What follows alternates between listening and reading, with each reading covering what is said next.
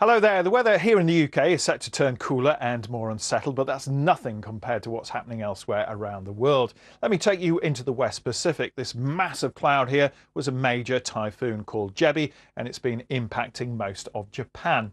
On landfall earlier, sustained winds were approaching 110 miles an hour, which is why we've had scenes like this, the rain lashing down as well. The only good thing about this typhoon is it's been moving very quickly. So after making landfall in Japan as a typhoon, it's making landfall 24 hours later as a tropical storm in eastern Russia. So it's moving northwards and weakening. The weather in Japan on Wednesday and Thursday will look very different, but by Friday we've got these two weather systems combining to bring more torrential rain, and that's partly because we've got some very warm, muggy air coming up from the south into Japan, clashing with cooler, drier air that's coming down from the north across China. So no rain in Beijing, not quite as hot as it has been. The sunshine won't last long in Kyoto. Some torrential rain, flooding is likely. Already had some flooding in South Korea, and briefly we'll get a spell of very wet weather here as well.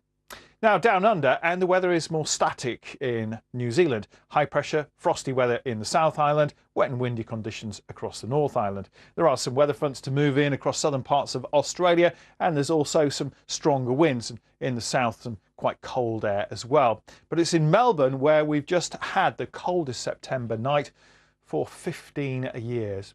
3.4 may not sound too cold, but it will get an awful lot milder over the next few nights, and there may well be some rain around as well.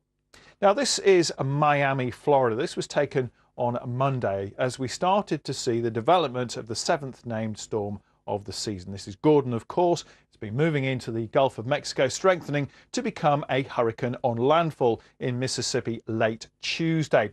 The Category 1 hurricane. Sustained winds around 75 miles an hour, then move inland. That's the forecast track. As it moves inland, loses the energy and it will weaken, but the rain will just keep going and going. So if we move things on a bit to Wednesday, we've got some very heavy rain moving into the lower Mississippi Valley. And eventually that will push into all this band of rain that we've got here. Had some rain and flooding in parts of Texas, Kansas, and that heavy rain stretches all the way to the Great Lakes, pushing into eastern Canada. For New York and New England, it's very warm and it's very humid.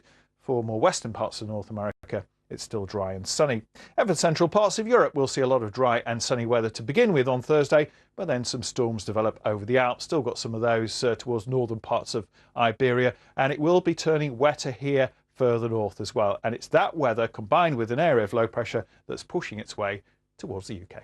Goodbye.